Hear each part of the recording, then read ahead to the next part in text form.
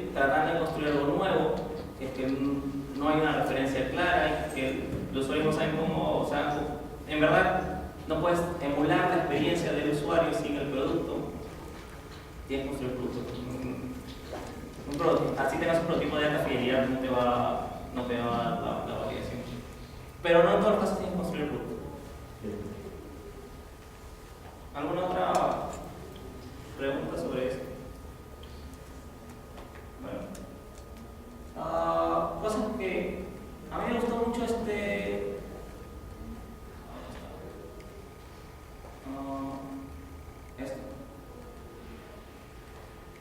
Su estructura de sprint de aprendizaje, como que me pareció como que concisa, aprendizaje rápido, una semana para validar una hipótesis me parece bastante corta y se parece mucho se me fue. Google tiene una iniciativa que es parte de Google Ventures, creo, que se llama explícitamente Sprint. Es una iniciativa de Google en donde es que personas de Google van a startups y pasan igual una semana con ellos. En la primera, como que sacando la idea de negocio con una potencial startup. Después los hacen con solamente la idea de salir del edificio, ir a buscar consumidores reales que les podrían comprar la idea. Después les hacen construir prototipos de alta fidelidad, ir otra vez con los usuarios y ver si es que en verdad como que es que la forma de uso le convence a los usuarios y les reciben feedback. Y en el último día construir lo mínimo necesario para que lancen. Me gustó porque es que tenía una estructura similar a la que usan ellos, una estructura que me parece bastante dinámica en lo particular. Mucho más complicada si es que no existe un producto, ¿no? Porque es que, aunque se puede, dependiendo del producto, hacer un producto en una semana también así sea lo mínimo viable, no es tan fácil. Ellos lo ponen sobre experimentos que hacen sobre lo que es construido, por ejemplo, en el caso que uso yo. Bueno, es una charla como que saliendo un poco más del ámbito de estas grandes empresas a algo más pequeño. ¿Qué otra cosa?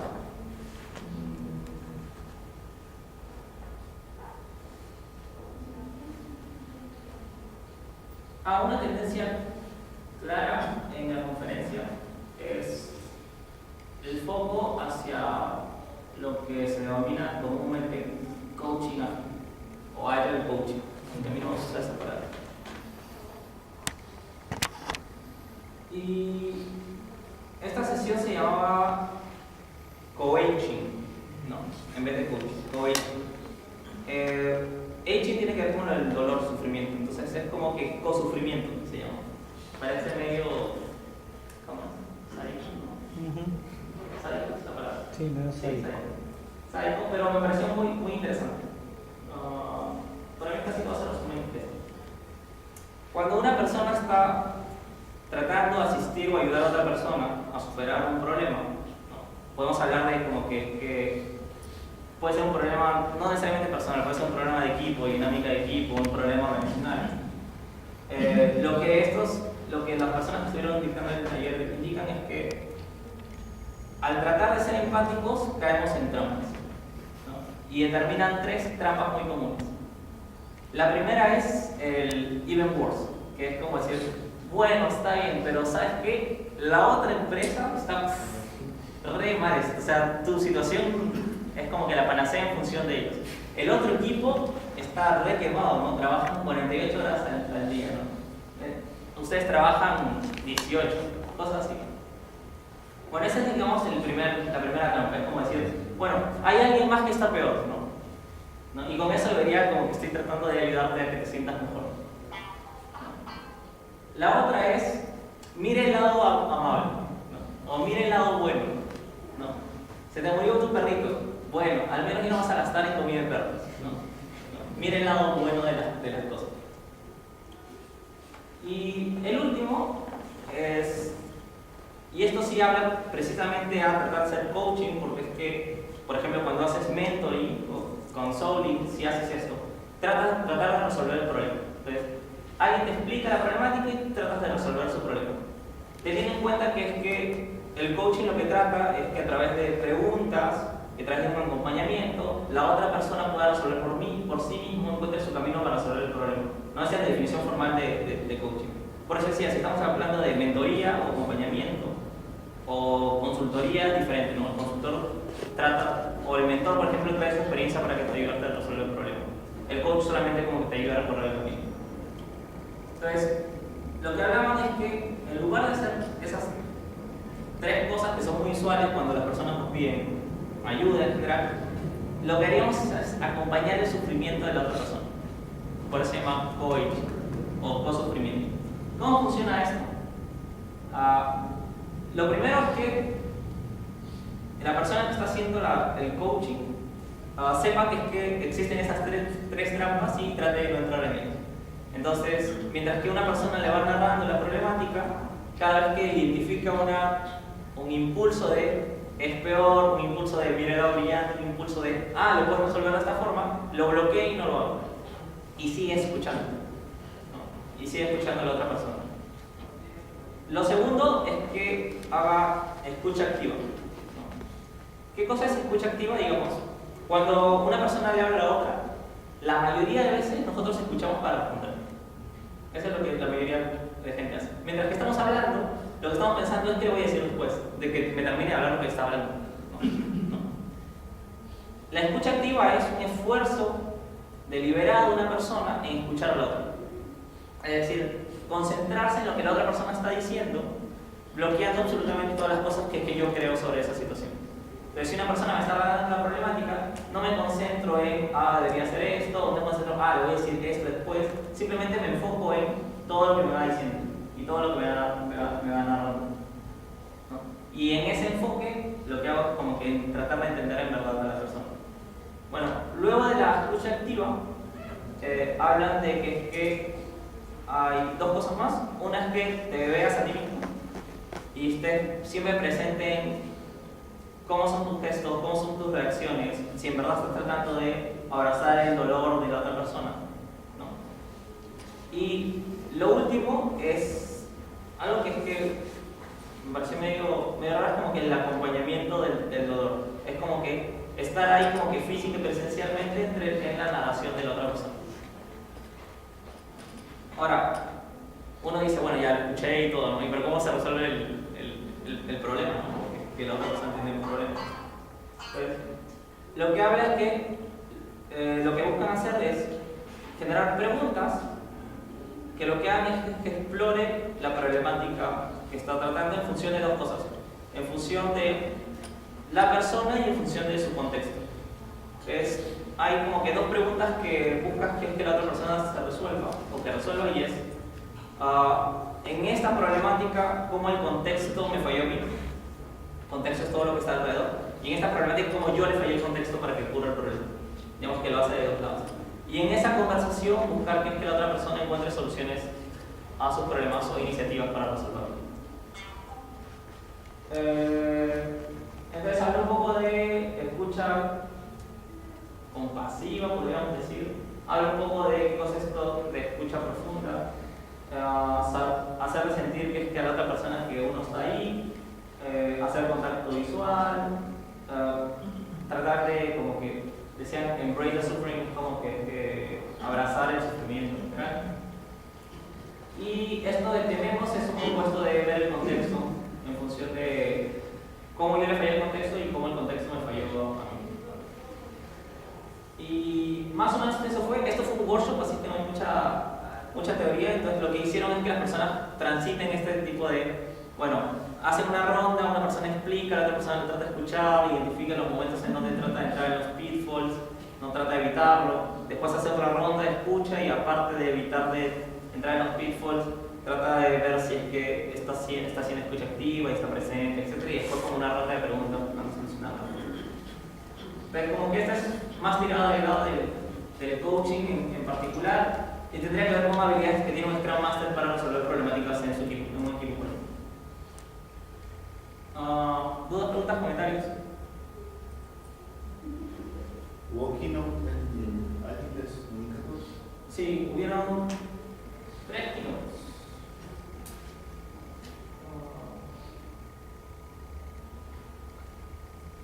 Esta, que sí, es esta. Los keynotes sí no tienen los slides puestos. No sé si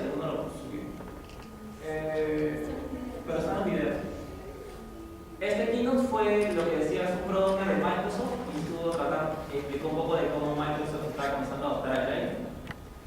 En particular, para mí tiene cosas que son bien raras, ¿no? Cosas que son raras, por ejemplo, las reviews son un video para ellos. Entonces ellos tienen un montón de gente que está recontra distribuido, ¿no?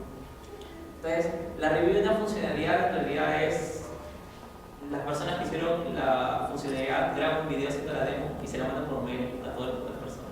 Eso me es extraño. No tienen retros, pero bueno, lo que trato de explicar es cómo Microsoft está tratando de llegar a ser ágil. Sí, sí, la ley es un correo, son cosas, tiene varios emails, pero bueno, pensar en cómo algo tan grande se va moviendo hacia algo más ágil, es raro pensar que es que bueno, sí, va a ser, la gente va a agarrar el mindset al toque y todo el mundo va a comenzar a ser ultra ágil. Lo bueno que me gustó es que mostró muchas métricas de cómo las cosas estaban mejorando. Entonces mostró cómo se redujo el tiempo de time to market de los features de Visual Studio, mostró cómo había bajado la deuda técnica en la aplicación y otras métricas que como que daban un sentido de que estaban yendo por buen camino, a pesar de que todavía le faltaba por un camino. El otro keynote fue el keynote que más me gustó a mí, que estaba en la conferencia que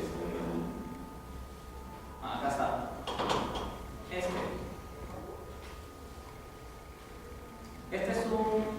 Este keynote se llamó Best Job Ever y fue dado por Diane Larsen.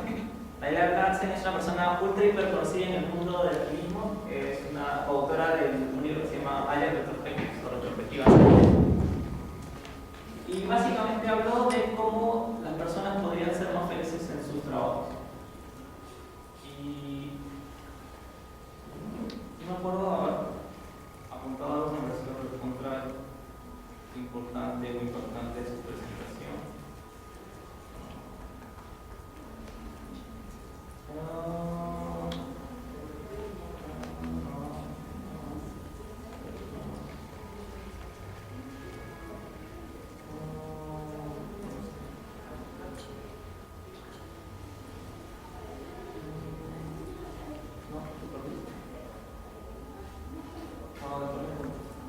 Entonces, el keynote trató de hablar de cosas que uno podría enfocarse a hacer para que su trabajo sea más feliz.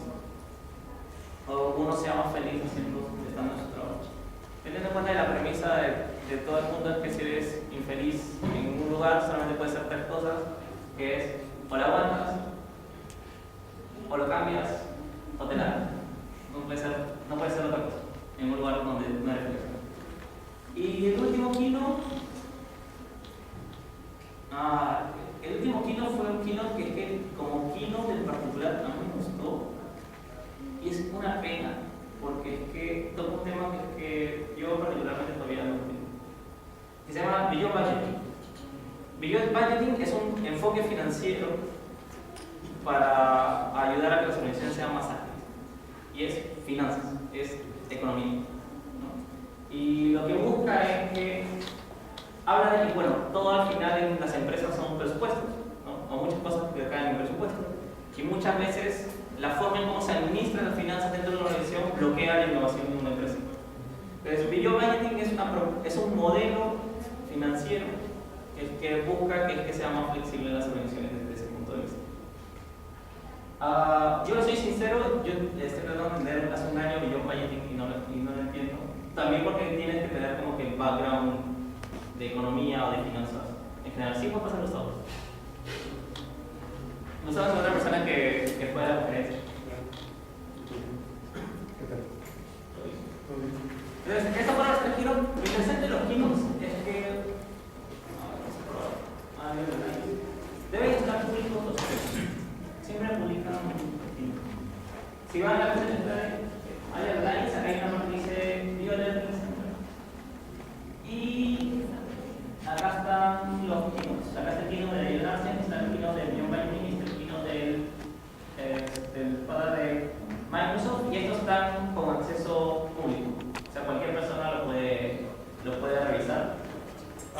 Si tienen membresía, hay varias charlas que han estado subiendo.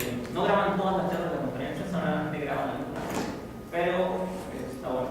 Si no tienen membresía, cuesta $50 en la membresía. Si yo no tengo ni nada, resuelto, solamente se los informo. ¿Qué tal más?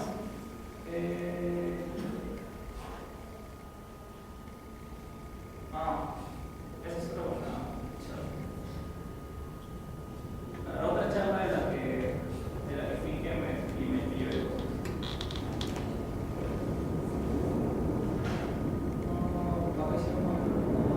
Bueno, esta habla un poco más de transformación ágil o adopción ágil, ¿no? Cómo una empresa puede como que comenzar a adoptar ágil o cosas que podrían utilizar. Y los presentadores presentaron algo que ellos me llaman talents. Talents es como que fueran los lentes, que es un lugar de foco. Entonces,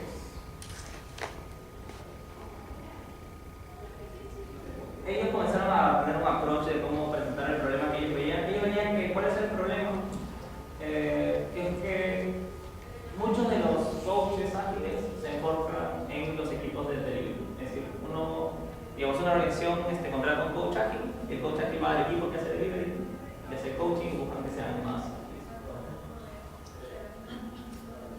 El problema está en que llega un momento en donde las iniciativas de un equipo se chocan con toda la organización en general, o todo el sistema que existe.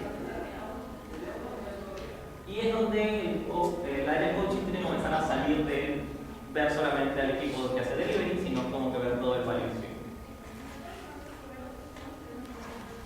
Entonces,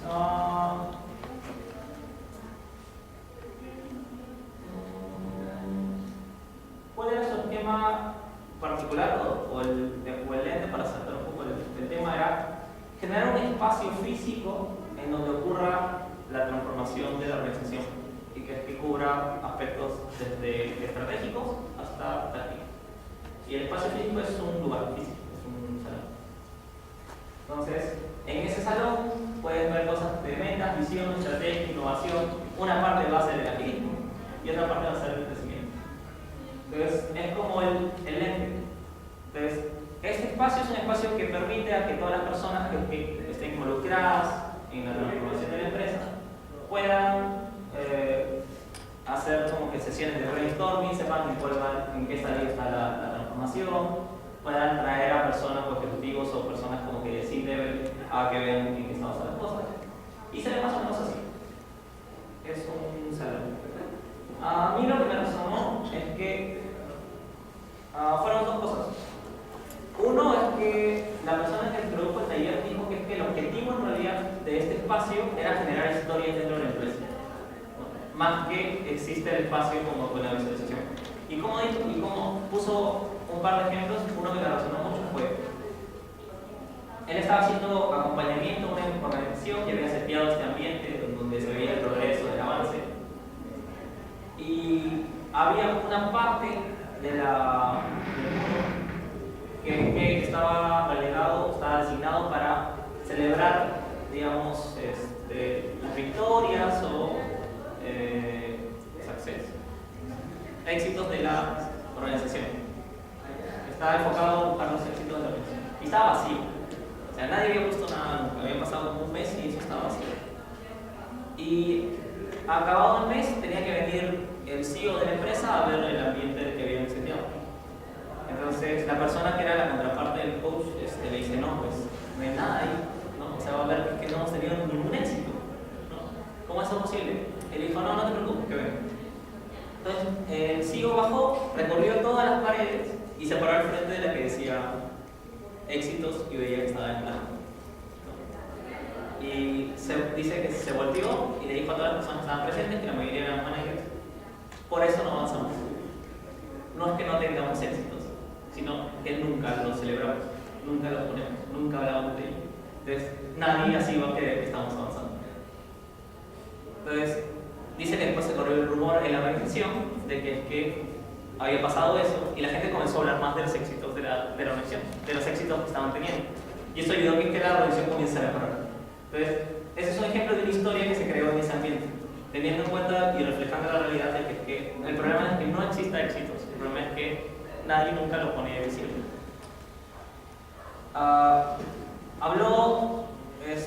puso otro ejemplo, que era que hay una parte de este cuarto en donde se plasma la visión. Y obviamente, la visión de la organización. Y obviamente quien tiene en teoría, la tiene más clara de la organización es el CEO de la empresa. El CEO de la empresa es el que tiene que tener claridad la visión. Entonces, invitaron al CEO, al CTO del salón, y le dijeron, bueno, necesitamos que usted plasme la visión de la empresa. Ahora, no nos sirve mucho que la plasme escrita, ¿no? Queremos que la dibuje. Y el CEO dijo, no, yo soy el CEO, que va a estar dibujando en una pared la visión. El coach dijo, bueno, si quiere podemos pasar mucho tiempo hasta que la dibuje, ¿no? Y usted sabe que me está pagando tanto por mis horas, así que yo me puedo quedar, si quiere, una semana esperando que dibuje la visión y le sigo cobrando. Bueno, el CEO me regañadientes dijo, bueno, voy a comenzar. Lo que pasa con todos es que a todos, de cierta forma, nos gusta graficar las cosas que tenemos en la cabeza. Entonces, una vez que comenzó a graficarlo, y más aún porque está graficando la visión de la empresa, se entusiasmó y comenzó a hacer un montón de gráficos y comenzó a explicar la empresa. Y terminó con un gráfico que era bastante bueno, que explicaba, o sea, no eran dibujos, eran básicamente conceptos, alineados, que explicaba cuál era la razón de la empresa en general, ¿no? Todas las personas que estaban ahí se sorprendieron de ver al CEO dibujando en una pared con el marcador rojo. Y se generó la historia del día en que el CEO plasmó la visión de la empresa con el marcador rojo en esa pared. Entonces, ¿qué pasó? Es que todo el mundo de la organización quería ver qué demonios había dibujado el CEO, ¿no? Entonces, todo el mundo iba a ver la visión. Y ese fue el momento en donde toda la organización estuvo clarito de que esa era la visión, porque había venido a verla. Pero ahora no. Pero esto se generó porque se generó una historia que es que hacía que la gente quisiera ir a ese lugar a ver eso, ¿no? Entonces, habló de que para él, el lente, que es este cuarto, es eso, fuera de un radiador de información de cómo van las cosas, es un generador de historias que permite que la organización se embarque en esta transición. Y algo que me gustó, que lo comentaba con Gustavo después, es que hay un concepto japonés de la manufactura de Toyota que se llama Obeya. Y Obeya es, si lo traduces literalmente, es como que el cuarto de guerra, ¿no? Y en manufactura, cuando hay un proyecto, en el Obeya está toda la información del proyecto. Digamos, es un cuarto físico donde tienes desde el objetivo del proyecto hasta el estado como está, hasta los experimentos que se están teniendo, hasta los resultados que se están obteniendo. Entonces, a mí me terminó resonando que este es como el Obeya de la transformación de una empresa. Es un espacio físico que es que logra generar eso. Y que en general él lo sustenta a sus clientes diciendo: el cuarto te cuesta tanto, ¿no? Que tu organización no se transforme y te cuesta esto. ¿En dónde quieres meter la plata? Y la meten en esto. Obviamente esta gente es ultra conocida y todo el mundo le cree. No es lo mismo que tú ahí cuando te digas, voy a poner un cuarto y se va a transformar todo esto. Pero es algo que me pareció bueno.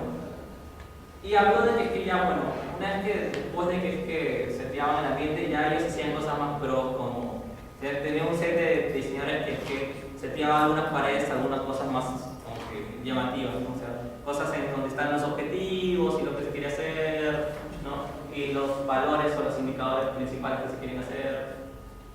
Y en general como que ya lo meten en un diseño bonito y tienen una pared específica donde no todo sea posits y gráficos a mano, sino que algo más acabado, ¿no? Y puede haber cosas como que muy complejas. Y puede haber, no sé si se ve bien, pero puede haber como que cuartos muy grandes, ¿no? O sea, dependiendo del tamaño de la organización. Entonces, ellos hablaban de que, por ejemplo, si algún ejecutivo quería hablar sobre cómo iba la transformación, tenían la regla de que solamente se hacía en ese lugar. Entonces, como que se entraba en el mood, digamos, o en la sensación de lo que se estaba haciendo, ¿no? Se podía apuntar a cosas, ¿no? Diciendo, bueno, acá estamos avanzando en esto, acá estamos avanzando en esto, ¿en dónde está tu problema? ¿No? O en qué cosas quieres avanzar. Entonces, como que ayudaba a que la gente se desconecte del día a día y se conecte al objetivo de mejorar la organización en general. Y lo último que me gustó, que fue como que un comentario como que en paralelo o por afuera, es que él cada vez, él usualmente se junta con sus clientes mínimo una vez por semana, y cada vez que iba a un ejecutivo, la primera pregunta que le hacía era, desde la última vez que nos juntamos, ¿cuánto tiempo se invertido en la transformación? ¿No? Y dijo que usualmente al principio la gente decía, bueno, 0, pues he estado trabajando en las cosas que están importantes, o 1. Y la segunda pregunta que le hacía es, ¿cuánta plata perdió la organización? Porque no sabía invertir bien tu tiempo. Y en el momento que él podía responder esos números, en verdad comenzaba a dedicarle más tiempo a que la organización mejor. Pero básicamente era, el foco de la charla era el cuarto y narrar un poco cómo funcionaba eso en general. A mí me gustó mucho. Espero no tener una empresa que tenga un cuarto grande para probar. Pero es eso. Bueno, busqué te sumas. Lo que estaba haciendo es como que ir a algunas charlas que fui, como que, sobre todo, feedback que dieron es mejor si hay PowerPoint, porque ayuda a seguirla, más que solamente hablarlo. Sí. Y no sé si quieres compartir. ¿Comentaste la de No, pero ¿alguien no quiere comentar? Ya.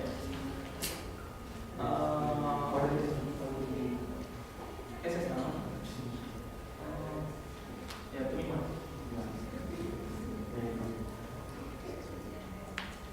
Bueno, buenas noches.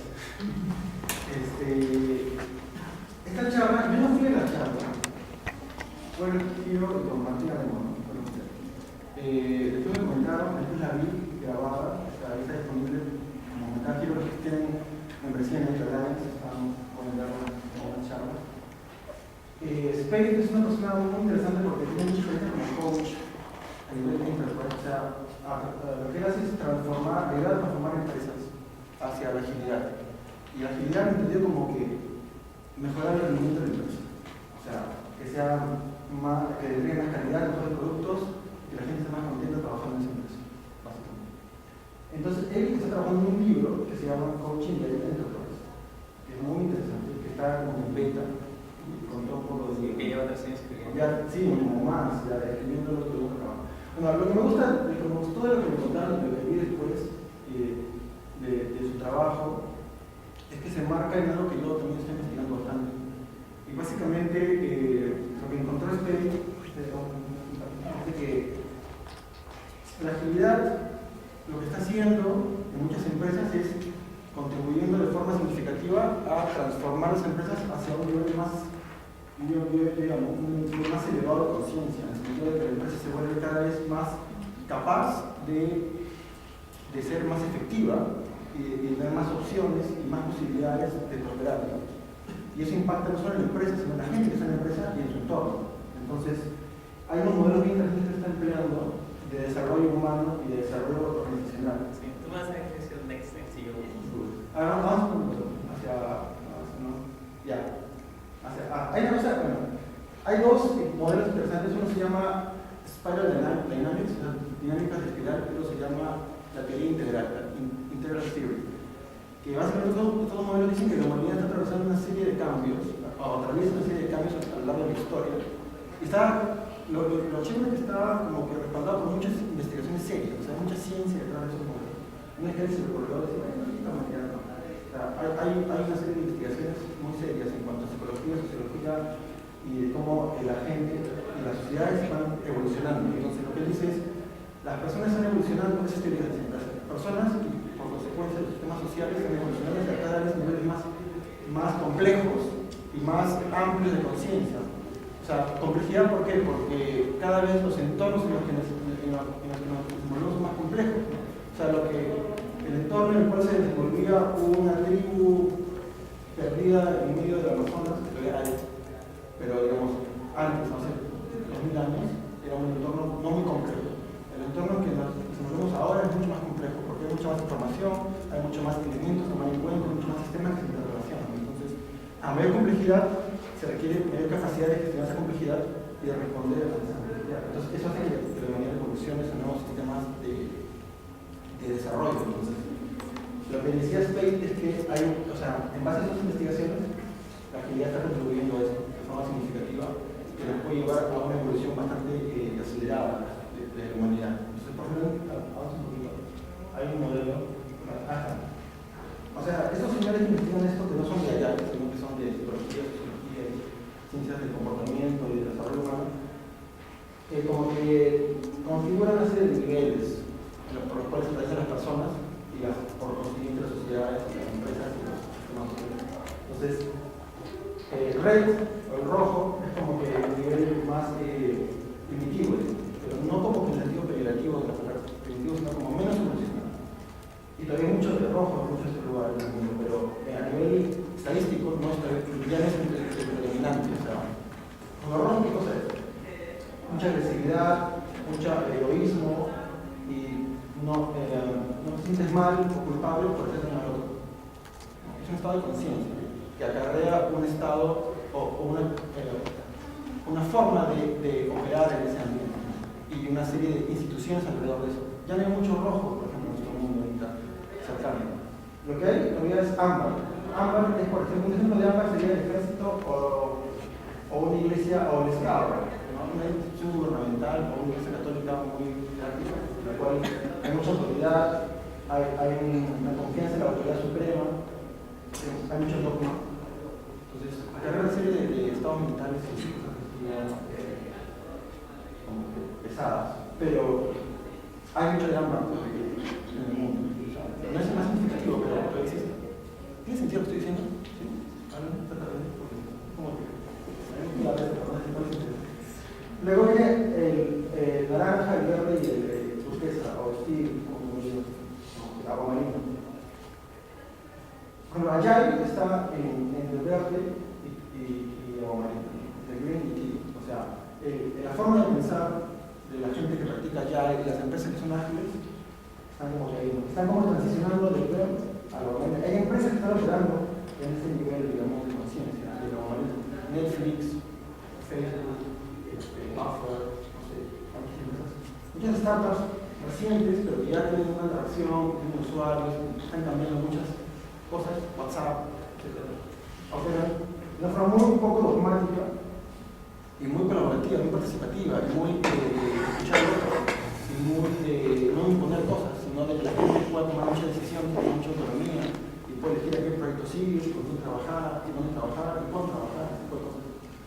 Entonces, el objetivo del señor Spade es tomar estos modelos del desarrollo humano y aplicarlos allá, ¿no? Y dar herramientas para desenvolvernos en esa transformación y cómo ayudamos a la gente, que por ejemplo está en ámbar, por ejemplo, en naranja, a ir avanzando en ese camino si quieren irlo, porque ven que hay un beneficio de ir hacia niveles más amplios de conciencia. Entonces, hay una charla que no estuve presencialmente, pero es un tema apasionante.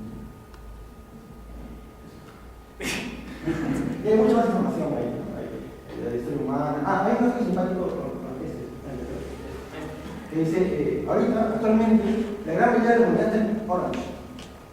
¿Qué es Orange? Es como que una cultura o un ambiente muy individualista, de querer sobresalir, de competencia, de querer ser mejor, pero mejor que el otro.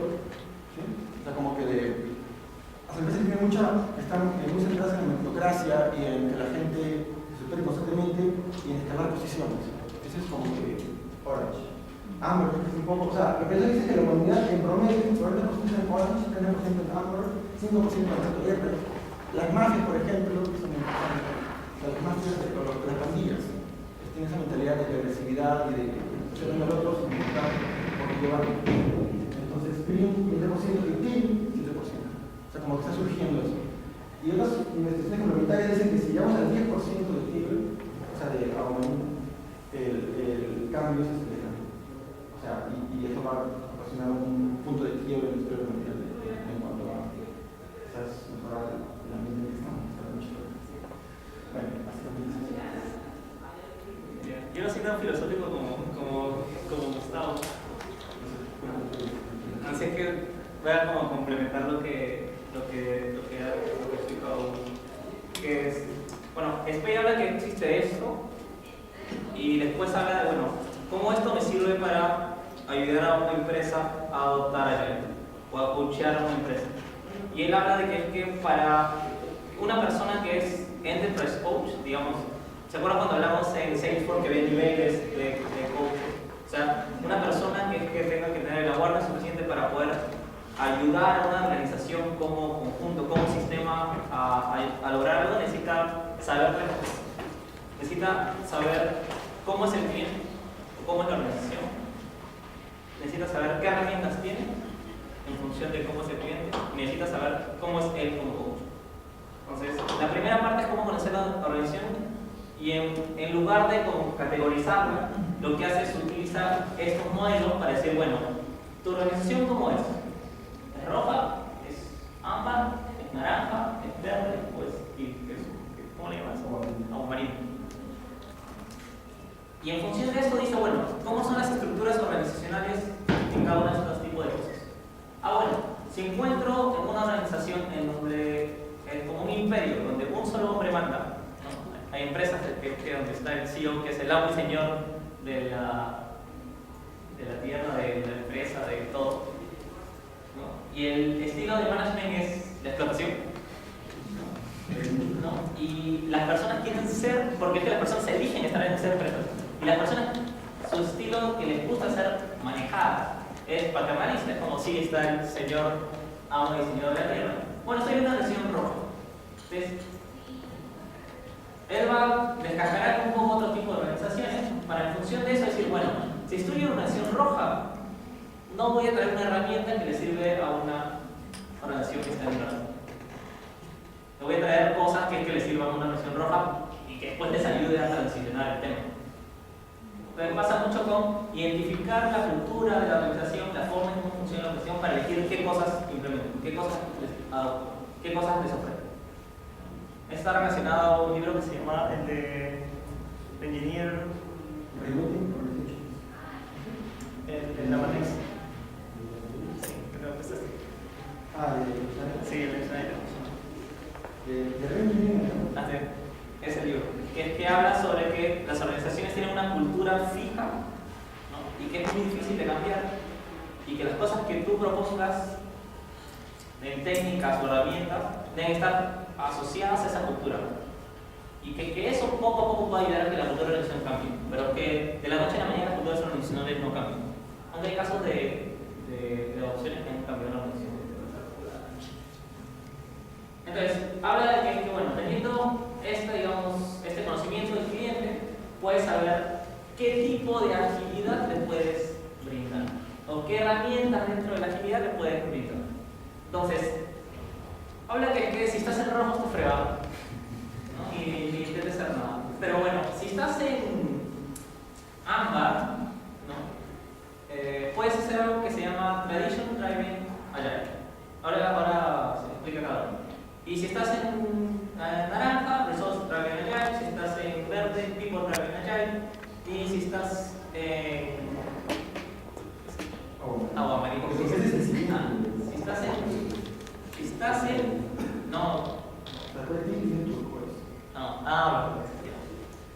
estás en agua marina, puedes buscar e implementar Adaptive Agile. ¿Qué significa, por ejemplo, Tradition Driving Agile?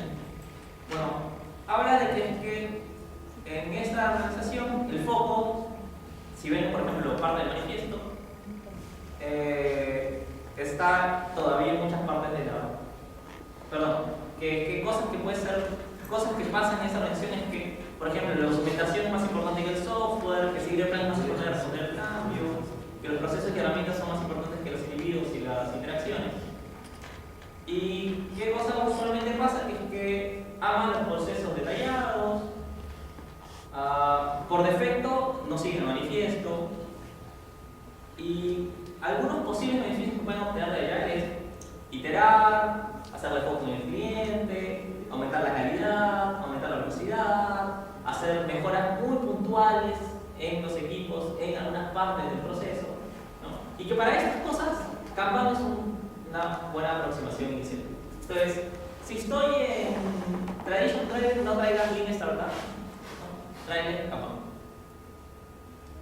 Entonces, si están en un esquema de guiados por los resultados, ¿qué cosas puedes traer? Bueno, trae métricas a nivel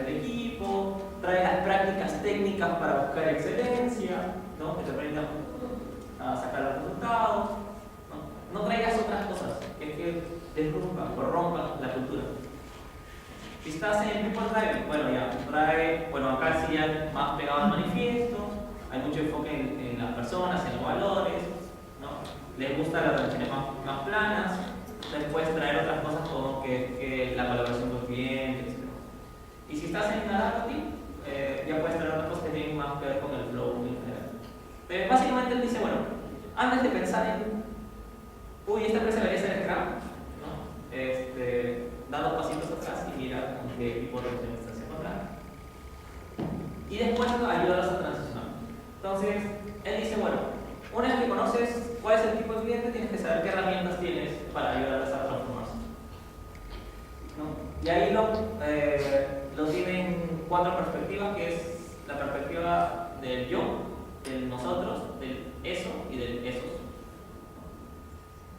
Y tiene que ver con la perspectiva del yo, tiene que ver con liderazgo, reflexión, self-awareness, o sea, estar más consciente de las cosas mismas para mí. La de nosotros tiene que ver con la visión colaborativa, modelos estables, formas de dialogar, diseñar la cultura.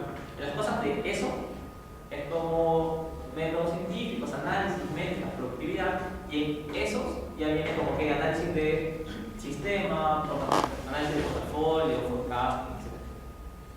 Entonces, como que dice, bueno, y bajado prácticas ágiles, tienes como en yo los valores de software craftsmanship, tienes la parte del coaching profesional, en nosotros tienes esto de las culturas organizacionales de Snyder, y habla de casa y algo de pensamiento sistémico, etc. Entonces, lo que haces por cada tipo de rol, por ejemplo, o cada tipo de elemento, comienza a recorrer esa matriz. Y, digamos, termina teniendo algo como que este es como que su resumen. Si estás en una organización tipo amarilla, era ámbar, ¿no? Si piensas en liderazgo, busca este tipo de liderazgo. Si piensas en cultura organizacional, busca este tipo de cultura organizacional. Si estás en este otro tipo de cultura organizacional, puedes buscar otras cosas. Por ejemplo, no sé si la gente, alguno ha escuchado de Holacracy, pero es una forma de organizar como que muy democrática dentro de una organización. Entonces, no le traigas a los que están esperando que el jefe diga qué hacer de ese tipo de técnica. Y al final habla sobre, y esto lo hablamos un cortito sobre, bueno, si conoces a la organización y conoces tus herramientas en función de la organización, bueno, falta que te conozcas, porque es que no todos los coaches quieren entrar por más que te sepan las herramientas, no quieren ayudar a transformar ciertos tipos de organizaciones. Entonces, si tú sabes que este tipo de organizaciones, tipo las AMBAs, por más que tú sepas las herramientas que vas a ayudar a mejorar, no son el tipo de organizaciones que compatibilizan contigo, ¿no? Piensa 2 veces antes de involucrarte en eso. Bueno, y es eso, y habla un poco de la motivación intrínseca y creativa o reactiva que los coaches tienen cuando afrontan sus trabajos. Y eso es en general, como que aplicando un poco estos conceptos que vienen de, como decía Gustavo, de gente muy fuera de eso, porque tienen que ver con sociólogos y psicólogos. Busca diagnosticar a empresas o organizaciones y en función de eso y dar las herramientas para que en verdad en sus contextos les ayude a mejorar, ¿no? Y como para mí lo principal es como que es muy compatible a, como que no hay una receta mágica, no hay un solo recetario, no hay como el silver bullet. Entonces pasa mucho que hay muchas personas que ven, por ejemplo, Scrum o ven Kanban y dicen, sí, esto funciona y esto es genial y es que amo los equipos automatizados, pero está en una condición donde la gente no quiere ser automatizada. Entonces, no tiene sentido darles una herramienta así para que la gente sufra siendo automatizado cuando le encanta estar bajo comando y control. Que hay gente que le gusta trabajar en esos esquemas. Bueno, eso fue esa charla. Sí, ¿qué charla que no eres bien toda la charla. No eres bien, si quiero mostrar una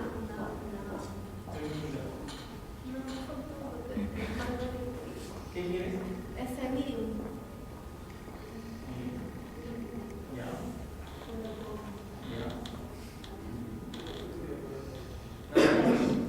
¿Cuál es tu user?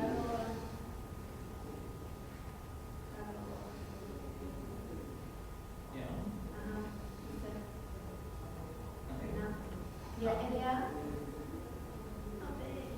Ok. LA dos rayas. Guión nada más. No, primero es la guión guión. Ya tienes un follow menos, Giro. Ahí está. Acá. Esta.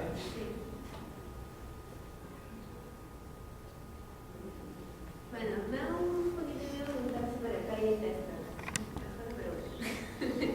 ¿Hay testas? ¿Alguien interesado en testas? Bueno, la mayoría también fui a varias sesiones de coaching pero también el tema del programa de voluntarios, me junté casi todas las sesiones no todas, a todas las sesiones en las que me junté como voluntaria estaba como testa. Algo que me pareció muy curioso es de que no había muchos temas técnicos en cuanto a testing, sino que todo se perfilaba. O sea, para mí el tema del testing se centró en colaboración y comunicación. Y a mí eso me pareció muy curioso porque prácticamente como que el mismo contexto que nosotros vemos, al menos yo lo veo cuando la industria local. Algo también que me pareció muy curioso es que mucha de la gente que estaba, bueno, la mayoría de gente era coach. O sea, tú encontrabas, hablas con cualquiera y todos querían ser coaches o todos eran coaches.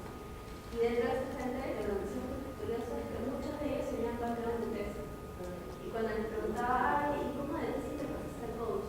Dice, bueno, como tester, en realidad sufres más que cualquier equipo, ¿no? Porque hay un tema de comunicación, hay un tema de que no se integra bien el testing con desarrollo, que al final el tester muchas veces sirve de proxy entre el cliente y el equipo, porque como tester empiezas a probar como que la aplicación y ver que los requerimientos se cumplen, que técnicamente está hecho para, no sé, que los developers quisieron hacer un prototype y el cliente le dio un avión de papel, y eso te trataba de como tester.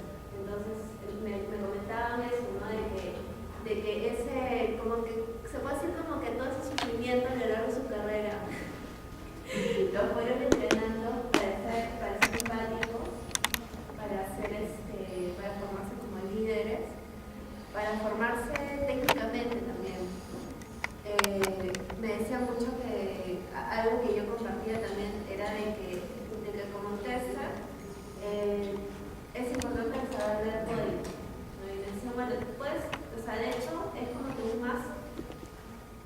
como que algo súper deseable que puedas leer código y si no te sientes muy bien programando, ok, porque no es tu rol principal, pero sí era algo que ellos buscaban mucho, digamos, para sus mentees, a las personas que querían mentorías de ellos, y eso ellos buscaban dentro de su equipo y perfilaban eso, ¿no? Entonces me decían que era bastante, que para ellos había sido fácil pasar desde tester, después de lead y manager, lo que sea, a coach, porque habían visto toda esa parte integral de cómo se mueve en un ciclo de vida, pues, cómo se mueve en términos de equipo. Después una cosa que sí me interesaba más abajo. Bueno, en realidad todas las charlas, en realidad todas las charlas de aquí, esto es una cosa que me gustó bastante, el tema, en esta charla, una de las cosas que mencionó, que también tocó así bien como que tangente el tema de automation, era de que todo el mundo quiere hacer Cucumber. No sé si han escuchado de Cucumber o de entonces todo el mundo quiere hacer Cucumber porque dicen que va a desaparecer en la organización. Y decías, sí, ¿sabes qué Cucumber sí es la organización? Y agarró, ¿no? Y algunos dijeron, no, Cucumber no es automatización. Y BDD no es automatización, BDD se trata de un trabajo colaborativo. Entonces, si bien es un lenguaje simple, es un lenguaje simple justo para que todos lo entiendan, para que Product se comprometa a escribir las historias, de que los testers entiendan, de que los developers entiendan un lenguaje sencillo y de que todo el mundo le meta mano, porque el Product Owner tiene una visión, el developer tiene otra visión, no sé, el developer, el tester tiene otra visión. Y una cosa también que mencionó, que era, o sea, que me pareció importante, es de que todo el equipo se ha comprometido a armar esas historias para testing o armar los test stories de investigación. Era que en cuanto más gente le mete mano, hay un trabajo más colaborativo, hay más integración en el equipo y salen cosas más interesantes para el test. Después habló el tema de eso, se llamó el testing iceberg. Entonces, acá relacionaba el tema justo de BD y automation y testing en general, de que lo que deberías tener es tu iceberg, ¿no? Entonces tienes esa línea viene a ser como la línea de agua, como que la superficie, y todo por debajo de la superficie, eso es en el grano técnico, que es lo que te deberías enfocar si quieres empezar a automatizar, que viene a ser los tests que verifican componentes en isolation. Entonces, unit test es como que tu primer paso obligatorio cuando quieres hacer automation, después los tests que verifican partes y componentes de su sistema. Entonces ahí, en esa parte es bastante del equipo qué es lo que van a llevar a automatizar. Y muy chiquito el end-to-end de system test. Y en la parte que estás por encima de la superficie, business readable, que es a la punta de que todo está súper claro. Y que también el testing manual, o sea,